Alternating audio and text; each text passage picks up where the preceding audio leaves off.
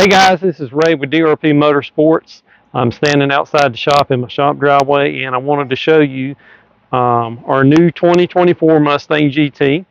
If you've been looking on the internet, you know Ford's come out with a redesigned Mustang for model year 2024. This is nothing new on the internet. Lots of guys are already talking about it already, and some guys have already modded them, but this is ours. This is going to be, you know, kind of like a test vehicle for performance products that'll be offered in the near future. So we've got ours. We're going to establish a baseline shortly. We're going to run it on the chassis dyno and see what kind of numbers that it produces. But I just wanted to go over the car real briefly. There's a lot of things similar to the previous generation Mustangs. There's still similar design cues. The front end of the car is different. The back end of the car is redesigned. The interior of the car, particularly the dash, has been redesigned. I'll show you that.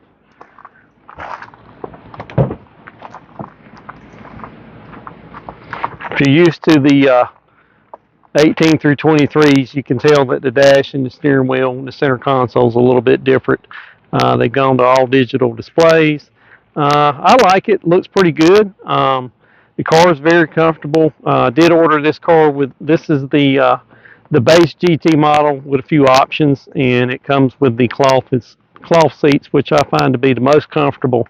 Nothing wrong with the leather seats in the premium GTs, but I definitely do not like the Recaros. Recaros look good, but they do not feel good, especially for a guy my age. Looking at the front of the car, and you'll see how the front of the car has been redesigned. It's a lot more aggressive looking compared to the S550, which this has been deemed the S650 Mustang. But the S550s weren't quite as aggressive looking, and I really like the front end design of the new GTs. Dark horses, they haven't grown on me yet. They got a big blackout area around the headlights, and I hadn't quite got used to that. But I really like how the GTs look.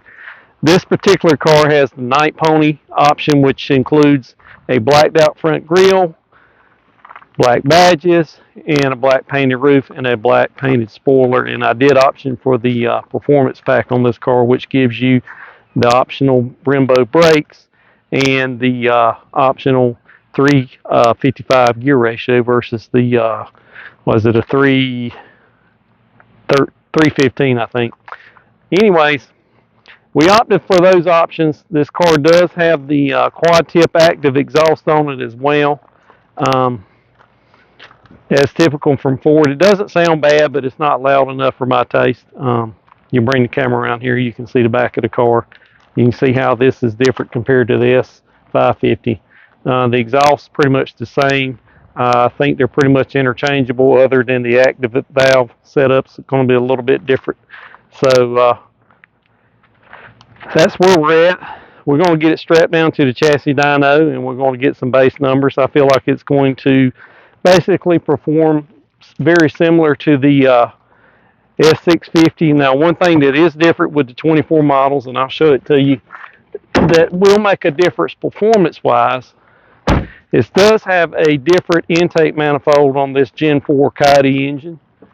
It uses a dual intake setup, dual throttle body setup, and I think Ford done this for emissions purposes. There are what's called carbon traps installed in these intake tubes, and it basically captures the oil vapors that may come on, fuel vapors that may come back out of the engine after the car has been shut off, and those do cause a little bit of intake restriction. Our government is mandating this kind of stuff, and Ford, I think they were pretty crafty. They figured if they went to a dual intake design, they could deal with that restriction and still flow the airflow that this engine needs naturally aspirated to make good power. So actually, this engine is rated at 486 horsepower, I believe.